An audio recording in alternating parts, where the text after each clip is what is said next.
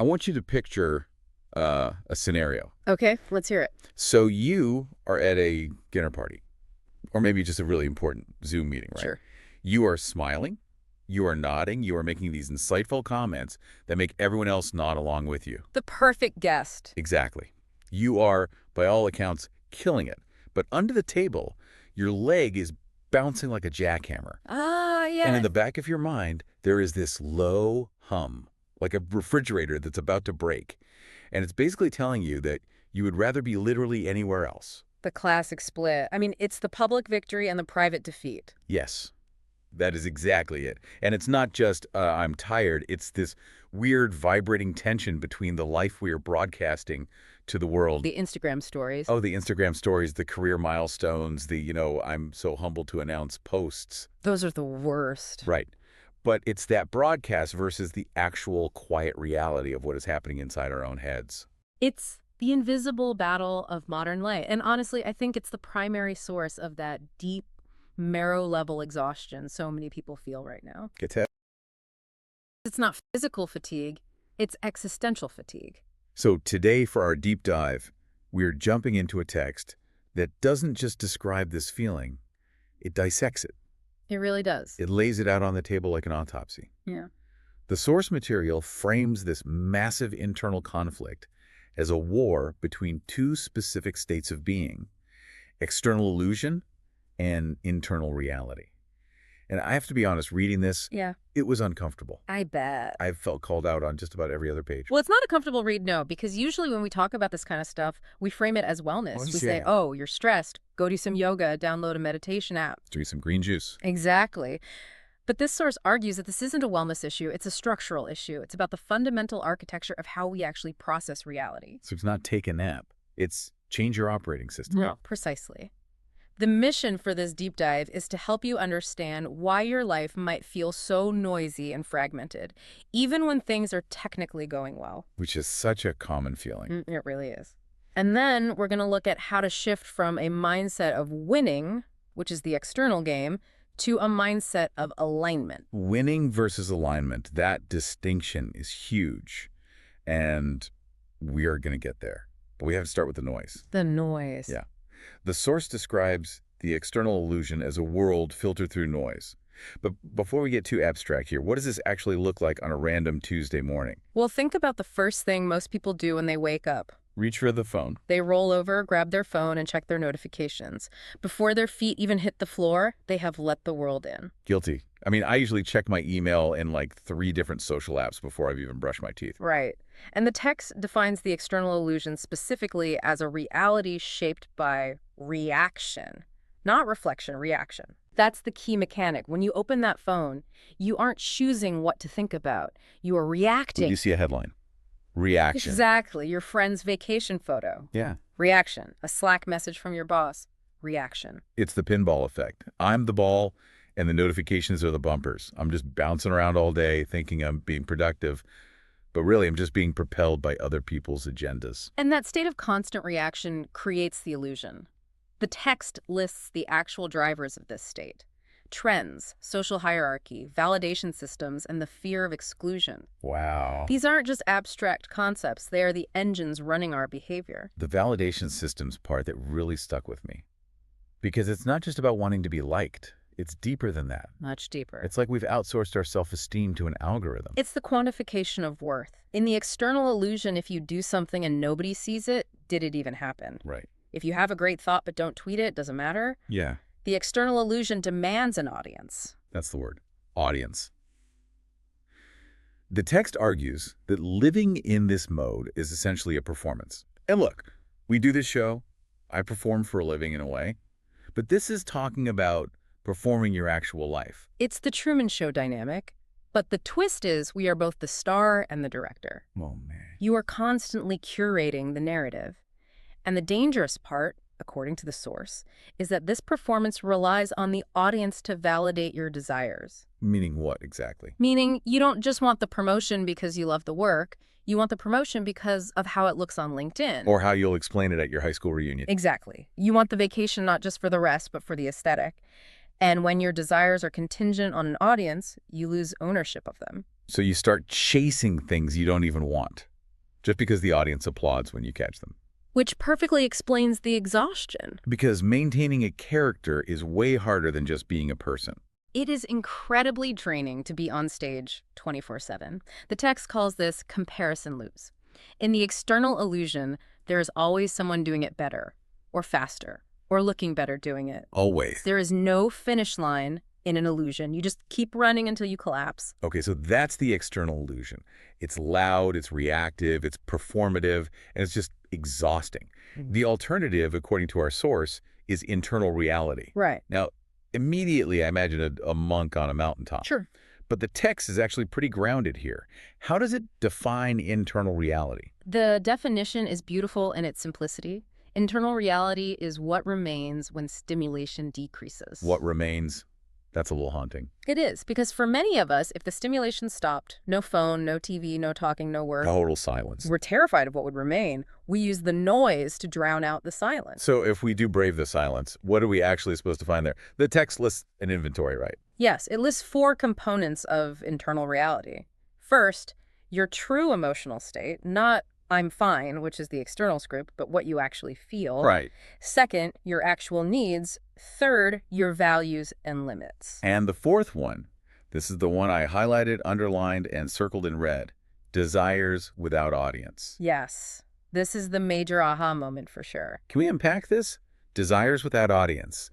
It sounds like a litmus test for everything we do. It is the ultimate filter. The text asks you to imagine your goals, your career, your hobbies, your purchases, and then strip away the audience. So would I still want to write that book if I knew no one would ever read it? Exactly. Would I still want that specific luxury car if I lived on an island where I was the only driver? Right. It forces you to question the absolute root of your motivation. If the answer is no, if the joy evaporates the second the audience disappears, then that desire belongs to the external illusion. It's a prop. It's a prop for the performance. That is brutal. Because I think if I'm honest with myself, a solid 40% of my goals might just be props. And that's okay. The point isn't to judge yourself. It's just to identify the source. If the answer is yes, if you would still plant that garden or learn that language or help that person, even if no one ever knew, then that is internal reality. That is a desire rooted in integrity, not validation. Exactly. The text mentions that while the external is driven by trends and hierarchy, the internal is driven by totally different things. Things like bodily signals and personal integrity. Bodily signals are crucial here. The external illusion completely ignores the body. It says, I don't care if you haven't slept, we have a deadline. Yeah. Or, I don't care if this person makes your stomach churn, be polite to them because they are powerful. Right. The external says push through, while the internal says listen. Precisely. Internal reality uses the body as a compass. If you feel a tightness in your chest every time you walk into a certain building, or a sense of dread when you agree to a certain favor, that is data. Real data. The external illusion tells you to suppress that data. Internal reality tells you to trust it. So we have these two modes. The loud, reactive, performative mode, and the quiet, steady, honest mode. The problem is, most of us are trying to live in the first one while completely ignoring the second one. Which leads to trouble. Yeah, the text says this leads to something called fragmentation. Fragmentation. It's a great word for it. Think about your computer. When the hard drive is fragmented, the data is scattered everywhere. It takes longer to process anything. It overheats. And it crashes. It crashes. That feels like my brain by 4 p.m. on a Thursday. That's because you've been code switching all day long. The text argues that when your behavior is constantly adjusted to match an image, when you are shape-shifting to please the audience, your internal coherence weakens. You are literally splitting yourself into pieces to feed the crowd. And the scary part is, you can be really successful on paper while being completely fragmented. No, absolutely.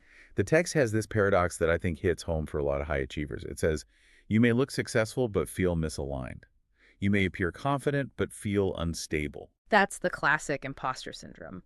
But viewed through this lens, it makes total sense. You feel like an imposter because, on some level, you are impersonating yourself. Whoa. You are presenting an avatar to the world that doesn't match the pilot inside. Impersonating yourself. That's deep. And the gap between the avatar and the pilot, that's where anxiety lives.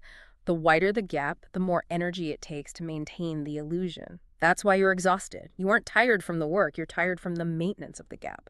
Wow. Okay, so how do we close the gap? I'm assuming we can't just flip a switch. No switch. The text suggests the starting point is something that sounds easy but is actually excruciating. Stillness. Internal reality requires stillness. It sounds like a bumper sticker, but the text frames stillness very differently than we're used to. Yeah. It's not about relaxation. Not a spa day. Not at all. Stillness is a revealer of truth. Right, it's an interrogation room. Basically. The text says, when you remove distraction, certain truths surface. And these aren't usually happy truths. They are the things we've been running from. The text actually gives examples of these internal confessions. Things like, I am tired. This relationship feels wrong. I want something different. Or the really big one, I am pretending. I am pretending. Just imagine sitting in a quiet room and realizing that about your career or your marriage. That is terrifying. Yeah. That's why we reach for the phone. That's why we turn on the music. We are terrified of the confession. It's a conflict of voices.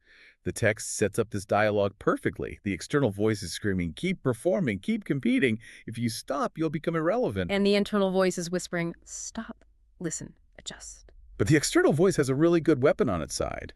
Urgency. Yes. The external illusion thrives on urgency. Everything is an emergency. Everything is breaking news. It convinces you that if you pause to reflect, the world will leave you behind. FOMO is the currency of the external illusion. Correct. But internal reality moves at a measured pace. It doesn't panic. It knows that truth doesn't expire. I love that distinction. Urgency versus pace. One feels frantic, the other feels heavy. But in a good way. Like an anchor. Steady. That's the exact word the text uses later. So let's get practical here. Say you're listening right now and you're nodding along thinking, okay, I'm fragmented, I'm reacting, I'm so tired of performing. Yeah. How do we shift? Because we can't just quit our jobs and move to a cabin in the woods. Unfortunately not. We still have to live in the external world. The text is very clear on this. It says the shift is not about rejecting the world. It is about filtering it. You don't have to leave the party, but you have to stop dancing to every single song they play. Filtering reality. I like that. The source gives us 3 specific questions to use as this filter. I've actually written these on a sticky note on my monitor. Question 1, does this align with my values? This forces a pause. Instead of asking, will this make me look good? Or will this make me money? You ask, does this fit me? Question 2, does this feel steady in my body? This brings us back to that somatic awareness. If you get a yes from your brain, but a huge knot in your stomach, the answer is no. The body doesn't lie. The brain is an expert at rationalizing lies. So true. And question 3, am I choosing this or reacting to pressure? That goes straight back to the core mechanic. Reaction versus reflection. If you are doing it because you are afraid of what will happen if you don't do it, that's reaction. That's pressure. These questions seem simple, but if you actually use them, you'd probably say no to about 50% of the stuff you currently do. And that is exactly the point. That is where the boundaries come from. The text explains that this internal referencing creates a literal defense against manipulation. How so? Think about it. If you know exactly what you value and what feels steady to you, you become very hard to manipulate. That's a really empowering thought. If I'm not chasing the external carrot, you can't control me with it. Precisely. If I don't need your applause, you can't hurt me with your silence. You become autonomous. The external illusion relies entirely on your fear of exclusion. But if you are aligned internally, being excluded from a game you don't even want to play isn't a punishment. It's a relief. It's a relief. This leads to the ultimate mindset shift the text proposes. It contrasts the 2 goals. The external goal is win.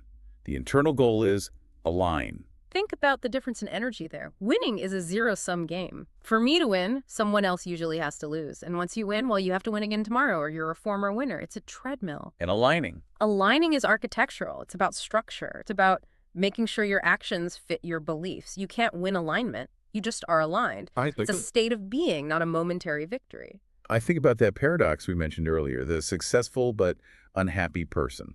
They are winning, but they aren't aligned. Exactly. And the text argues that it is infinitely better to be aligned and losing the external game than to be winning the game while completely betraying yourself. Which brings us to the benefits. If we do this work, if we brave the stillness and start filtering, what's the payoff? Because it sounds like pretty hard work. It is hard work, but the text lists 4 major outcomes. First, boundaries strengthen. You stop apologizing for saying no. Oh, I definitely need that one. We all do. Second, decisions simplify.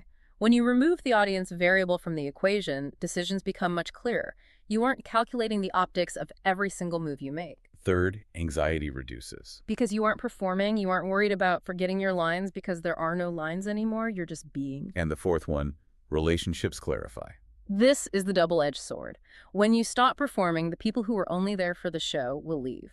Oof, yeah, that's tough. It hurts. But the text frames this as a massive benefit. The people who stay. They are connecting with the reality, not the illusion. Your circle might get smaller, but it gets truer. That's a worthy trade. Now, before we wrap up, I want to touch on the final distinction the source makes. It's a bit of a reality check. It says, internal reality does not eliminate challenge. It eliminates self-betrayal. I'm so glad you brought that up. This isn't a promise of a perfect life. You will still have bad days, you will still have conflict, you will still get flat tires. But the nature of the suffering changes. How does it change? Dealing with a hardship because it's part of a path you actually chose is very different from suffering for a path you were forced onto.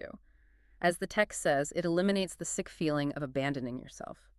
You might be struggling, but you aren't fragmented, you are whole. Whole. That feels like the true antidote to the noise. The text ends with this comparison of loud versus steady. The external is loud, the internal is steady. And in a world that is screaming at us 24/7, choosing steady is a radical act. We tend to think that if something is loud, it matters. If it's trending, it's true. If it's urgent, it's important. But this deep dive reminds us that the most important things, our integrity, our values, our peace, are usually whispering. So here is the challenge for you listening right now, and definitely for myself. We need to look at where we are choosing the loud over the steady. Where are you performing? Where are you reacting instead of reflecting? And honestly, where are you betraying yourself just to keep the audience clapping?